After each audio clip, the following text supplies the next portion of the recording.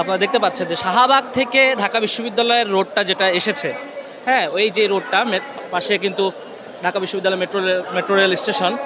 তো এই জায়গাটা আসলে সবাই কিন্তু এখানে দেখেন নামাজও পড়ছে, দেখতে পাচ্ছেন এখানে কিন্তু একটা ছোটোখাটো জামাতও হয়েছে, সবাই জোহরের নামাজ আদায় করে নিয়েছে।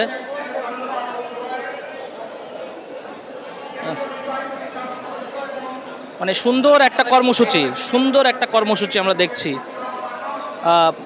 যে কর্মসূচির মধ্যে সবাই আসলে 5 ওয়াক্ত নামাজ আদায় করছেন, কেউ খাচ্ছেন এই পাশে, মানে একটা বিশাল জমায়েত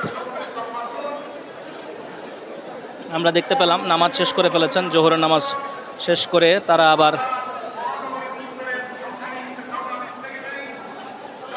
মানে নামাজ মিস দেওয়া যাবে না, এটা একটা জামাতের একটা বিষয়, খুব ভালো লাগার একটা বিষয়।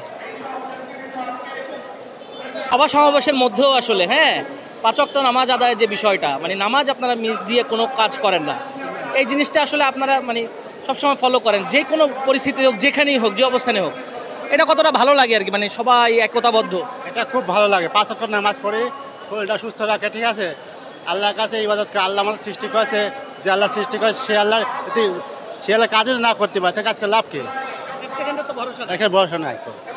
এই যে আজ ঢাকা শহরে বাইক না বুঝতে পারে, এইটুকুই ভরসা। যতক্ষণ মনে করেন শরীর সুস্থ আছে ততক্ষণ আলহামদুলিল্লাহ, আল্লাহর কাছে লাখ লাখ শুকরিয়া আদায় করে। আসসালামু আলাইকুম রহমতুল্লাহ বারাকাতুহু। বাংলাদেশ জামাতে ইসলাম জিন্দাবাদ জিন্দাবাদ। একটা বিষয় আমরা লক্ষ্য করছি যে প্রচুর মানুষ, সবাই কিন্তু সমাবেশ স্থলে যাচ্ছে না, যারা যেভাবে পেরেছে তারা অ্যাটেন্ড করেছে, এভাবে আসলে তারা রাস্তায় শুয়ে সময় কাটাচ্ছে, বিশ্রাম নিচ্ছে, এখানে খাওয়া দাওয়া করছে।